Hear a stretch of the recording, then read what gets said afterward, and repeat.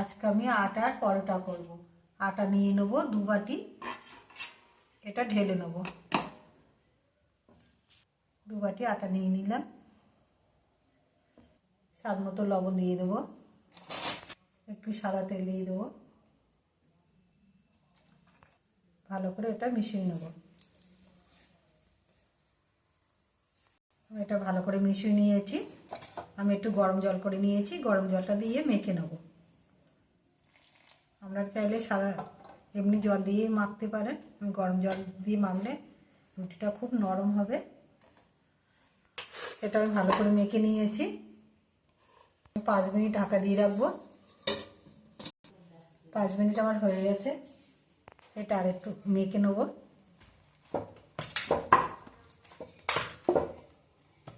আটাটা আমি ভালো করে মেখে নিয়েছি। আমি এবার লেচি কেটে নেব। সব লেচিগুলো কেটে নিয়েছি। সব লেচিগুলো আমি গোল করে নিয়েছি। আমি এবার বেলে নেব। একটা লেচি নিয়েছি আর আটা নিয়ে নিয়েছি, আটা দিয়েই বেলবো। আপনারা চাইলে সাদা তেল দিয়েই বেলতে পারেন, আমি আটা দিয়েই করব। একটা বেলে নিয়েছি রুটি, এটা ভাঁজ করে নেব। এরকম করে ভাঁজ করে নেব, নিয়ে এবার বেলে নেব।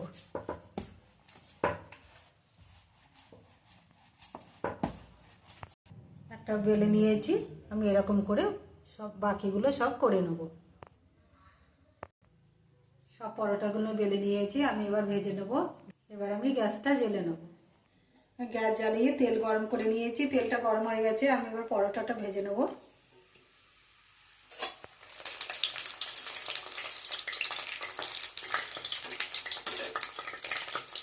এক সাইড হয়ে গেছে, আমি উল্টে নেবো।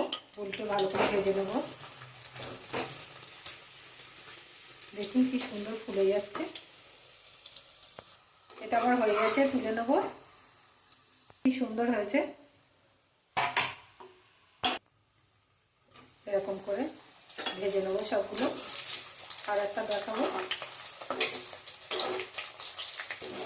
দেখুন কি সুন্দর ফুলছে। এটা উল্টে দেবো। হয়ে গেছে, তুলে নেব। বাকিগুলো আমি একইভাবে ভেজে নেব। সবগুলো আমার হয়ে গেছে, তুলে নেব। সবগুলো তুলে নিয়েছি। দেখুন কি সুন্দর হয়েছে। একটা ছেড়ে দেখাচ্ছি, দেখুন কি সুন্দর লেয়ার। দেখুন কি সুন্দর হয়েছে। মুঠো নিলে, মুঠো মারলে ভাঙবে না, নরম। এরকম করে বাড়িতে করে খাবেন। খেয়ে ভালো লাগলে আমার চ্যানেলটাকে লাইক করবেন, শেয়ার করবেন, কমেন্ট করবেন, সাবস্ক্রাইব করবেন। ধন্যবাদ।